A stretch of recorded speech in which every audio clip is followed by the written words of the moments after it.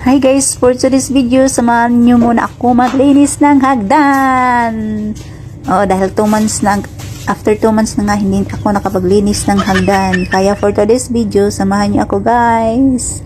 At nang mahilo din kayo katulad ko. Charis! Video ito pala guys, noong pang nakaraang Biyernes, ngayon ko lang na-edit dahil nalubat ang person. Maraming ginawa ang person noong nakaraang Biyernes, nag-multi-linis pa at saka nag-multi-shooting pa ang person. Kaya nalobat at saka hindi na rin maganda ang wala na akong unlimited wifi guys. Ginokontrol na nila. Ewan ko kung anong nagawa ko. Chares! Wifi ko guys, doon lang sa may kusina always, pero dito sa kwarto ko minsanan lang pag hindi ginagamit ng alaga kong gwapo yung wifi. Kasi ginagamit niya, nililipat niya doon sa tinatanggal niya guys, nililipat niya doon sa kabilang kwarto pag naglalaro siya. Kaya ngayon naka-edit ang person ng bongga kasi umalis siya ng maaga. Hindi naman pwede, nandoon ako sa kusina mag-edit, mag-voice over guys. Ay na maingay, lanog-lanog sa buong kabahayan, maririnig nila yung boses ko. Kaya for today's video guys, samahan niyo akong mahilo, kakaikot ng hagdan. Katulad ng pagpapaikot sa'yo, sa akin na rin. Chares! Yung guys, napanghinaan na ang person. Pero minomotivate ko na naman yung sarili ko dahil wala naman ang ibang magmomotivate sa akin kundi ako lang. Chares! Medyo tinatamad na kasi ang person dahil hindi na maganda nga ang stable ng wifi at saka samahan nyo pa ng katamaran minsan. Pero minomotivate ko na naman ang sarili ko. Sinabihan ko na kung napapagod ka, pwede ka lang magpahinga. Pero hindi pwedeng susoko. Sabi nga nila, pwedeng susuka pero hindi susuko. Kaya laban Japan lang tayo kahit walang kalaban, okay? Kaya ikaw dyan na nahihirapan, na panghinaan na ng loob, fight lang. Kung napapagod ka ngayon, pwede kang magpahinga. Pero pag hindi ka na napapagod, laban ulit. Ganyan talaga ang buhay. Lalaban tayo kahit anong hirap at pagsubok na dadaan sa atin. Ika nga ang buhay ay parang gulong, minsan ay nasa ilalim, minsan nasa ibabaw. Tipin mo lang na hindi habang panahon ay nasa ilalim tayo. Papanig din sa atin ang panahon.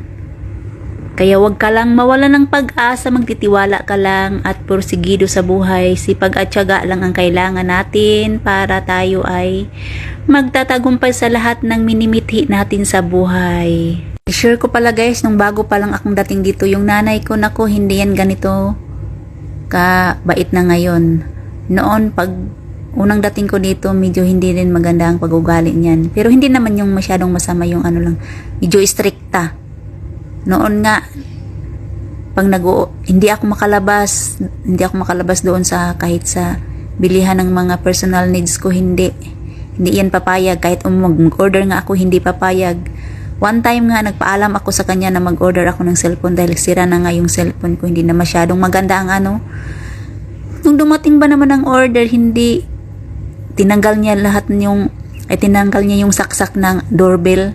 Tas hindi ako Pero ang person medyo palaban din. Pinaglaban ko talaga. Sinabi ko na nagpaalam ako sa iyo at pumayag ka naman. Tapos ngayon, hindi ganito na ang ginawa mo sa akin. Kaya ayun, nakuha ko rin yung order ko. Pero sinipatan ako ng bonggang-bongga guys, bahala na siya. Tapos pag kumakain kami, nililimit niya lang 10 minutes lang. Pag lumapas ng 1 minute, naku, pupunta na yan sa kwarto at sasabihin ka na, ba't hindi ka pa tapos dyan? Kaya hihinto ka na lang sa pagkain. Ayoko naman kasi baguhan nga lang ako, hindi pa takot pa, medyo takot-takotan pa ang person. Takot lang ng very slight. Kasama ko nga noon, hindi yan ngayon. Parati silang nag-aaway, nagbabangayan talaga, nakulanog-lan na lanog ang boses ng kasama ko dahil malakas na ang boses doon. Abot talaga doon sa ibabaw, abot doon sa bahay sa flat ng panganay na anak ng amo ko. Magtataka yun, bababa dito, ba't ganun daw maingay. Parati nga silang nag-aaway. Kasi yung kasama ko para ng cellphone, gusto niya yung cellphone lagi yun dyan sa kanya kahit naglilinis. Ang nanay ko naman ayaw ng ganon. Hindi na katulad ngayon na wala nang problema, hinayaan na kami kung anong gusto namin. Dahil nagkasakit na nga siya guys. Parang naghinolsol na kung sa Bisaya pa. Ito na lang ako dito guys. Hinahayaan niya na lang ako kung anong gusto ko. Wala na siyang pakialam. Tapos nung bumalik ako okay na rin, mabait na rin siya. Kasi nga nagsakasakit na. Basta maniwala lang tayo guys. Walang imposible sa mundong ito. Katulad ng nanay ko nga, nagbabago siya noon. Pero hindi naman siya masama. Stricta lang talaga. Parang mahigpit, parang sinusubukan lang tayo. Kaya sa mga baguhan dyan, huwag kayong medyo maging palaban din kayo. Pero in a proper way naman yung Ika nga, kung may katwiran, ipaglaban mo. Ganon. Kontrabida na naman dito guys, yung kasama ko.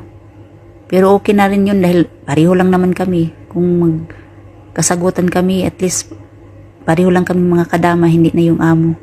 Hindi na yung nanay. One of the reason nga bakit ako bumalik dito ay yung nanay ko, dahil na love ko na yung nanay kong yan, kahit ganyan na yung maldita. Alam mo ano talaga ang puso ko sa mga nanay, kasi lumaki akong walang nanay. Salat ako sa pagmamahal ng nanay, kaya palangga ko yung nanay kong yan kahit maldita yan. Noon nga yung nagkasakit na siya ng malala, kumuha yung anak niyang babae at saka yung lalaki ng tagapag-alaga, kumbaga nurse. Nako, nagsisigaw ba naman yung nanay ko? Sabi niya, ayoko niyan, palisin niyo yan.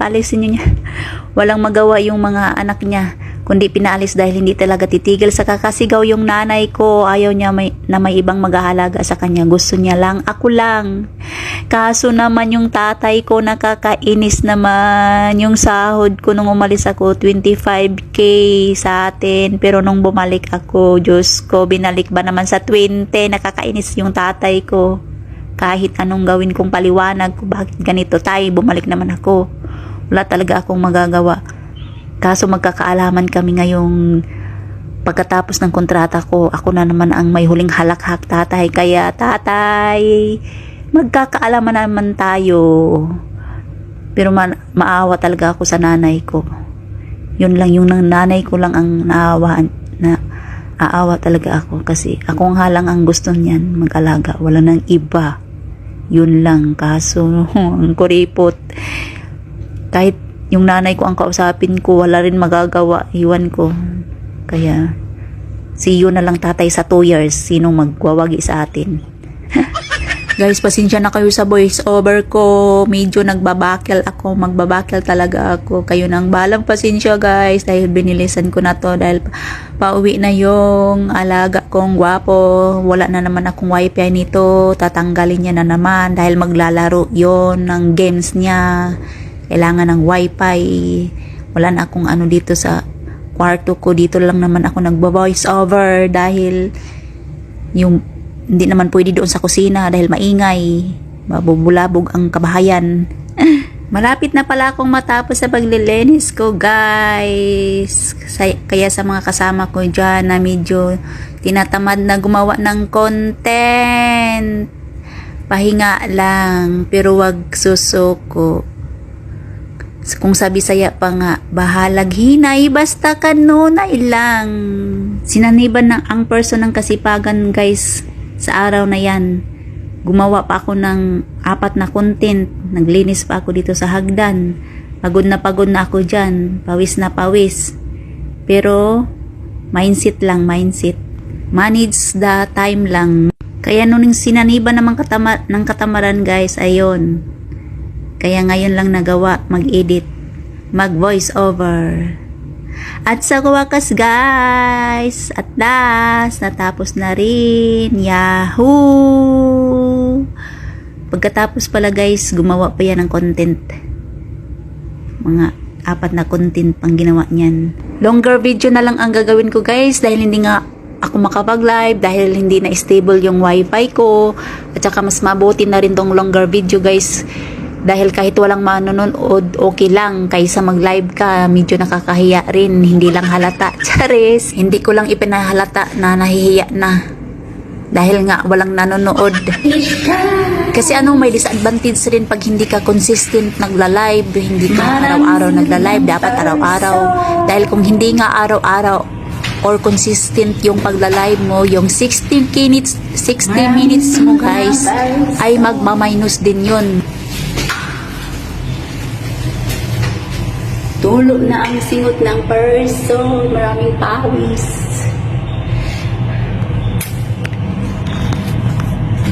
Guys, sa labas. Sa rooftop. Ayan. Sa rooftop, alas 4 ng hapon. Mainit na mainit pa.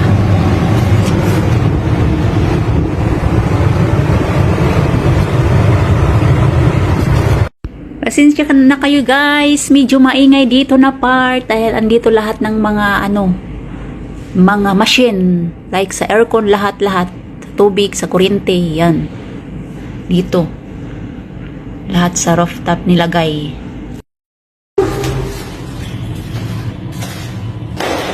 At last, natapos na rin. Yun lang guys, thank you for watching, like and follow and share na rin if you like. Bye, have a great day.